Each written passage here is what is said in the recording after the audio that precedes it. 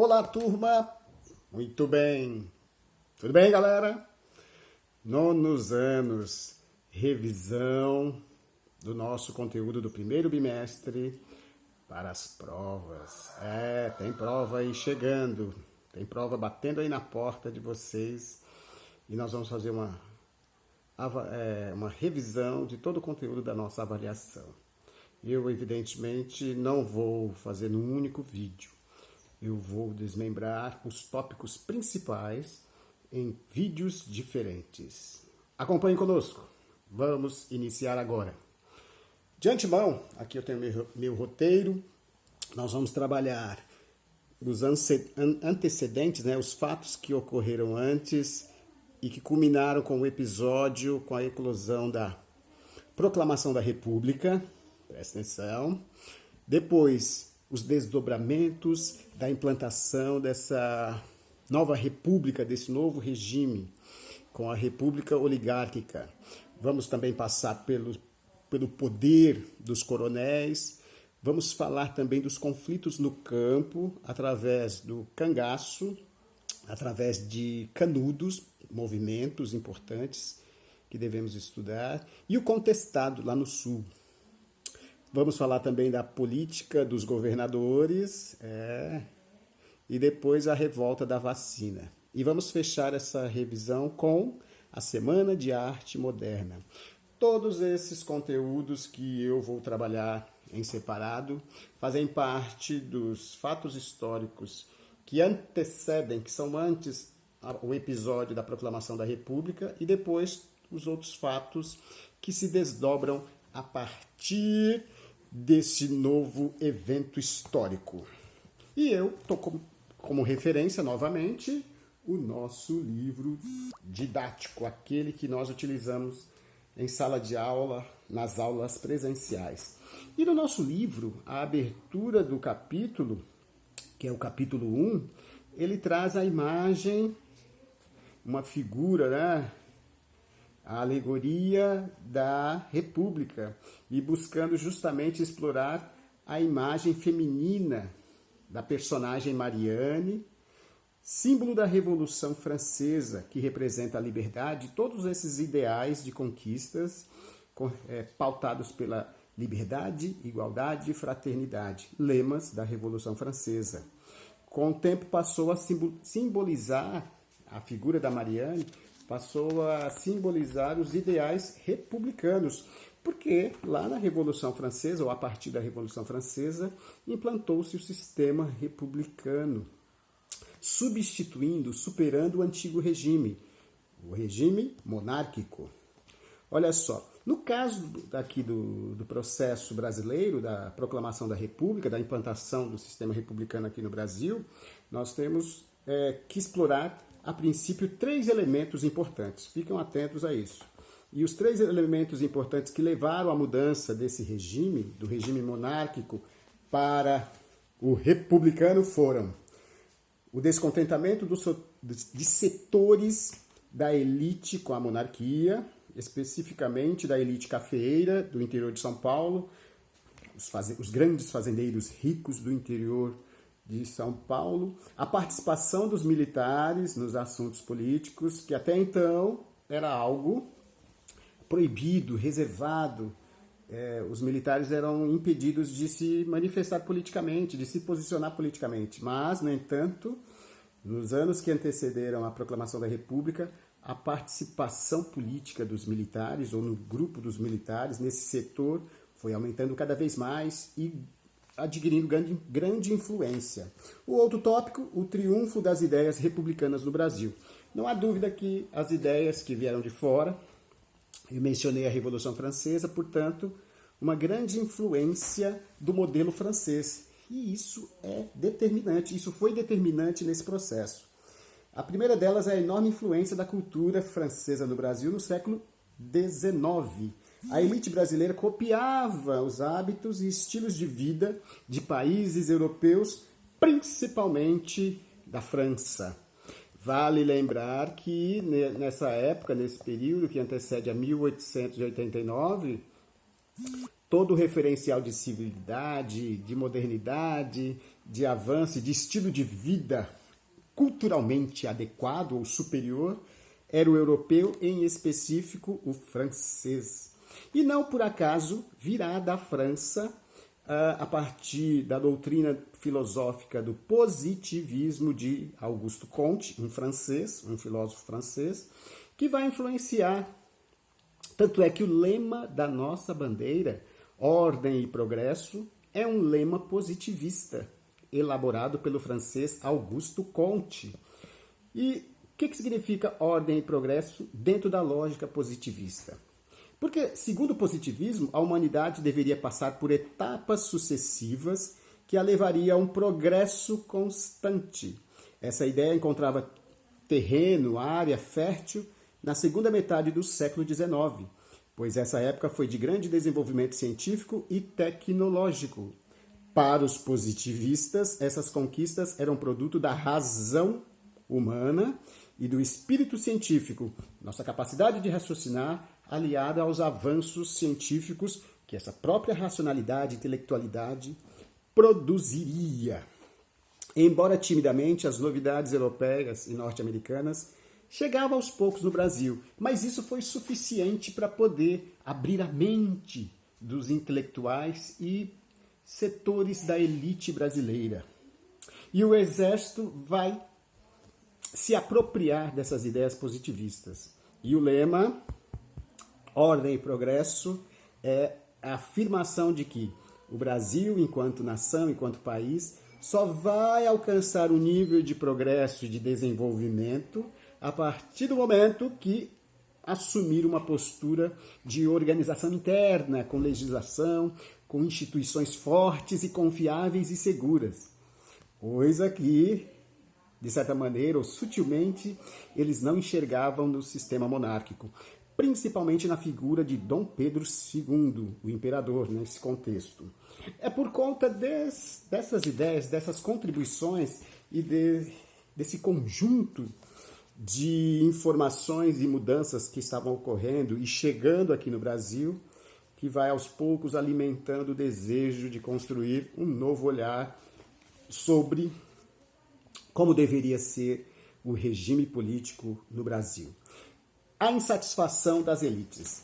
Olha só, ponto que eu mencionei lá no início. Durante muito tempo, os grandes fazendeiros e comerciantes deram todo o seu apoio ao imperador e à própria estrutura do império.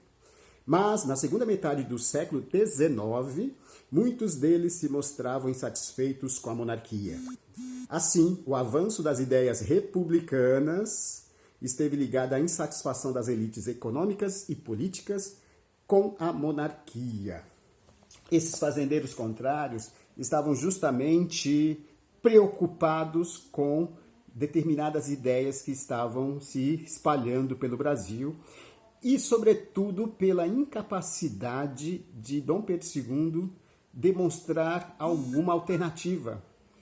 Sobre os olhares dos grandes fazendeiros, Dom Pedro II não se posicionou de maneira correta para poder defender e até barrar o avanço abolicionista, que tomou muito fôlego, se fortaleceu muito na segunda metade do século XIX. Nós estamos falando de 1850 em diante.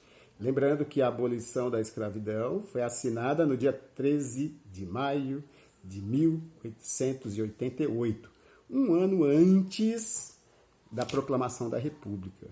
E eu estou gravando esse vídeo aqui para vocês exatamente no dia 13 de maio de 2020.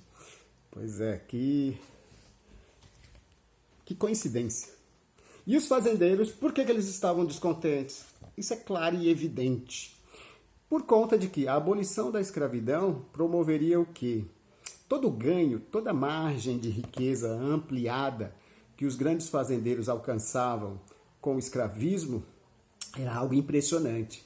E uma vez abolindo a escravidão, esses trabalhadores passariam para uma outra categoria, para um outro status de relação de trabalho e capital. Eles passariam a ser assalariados.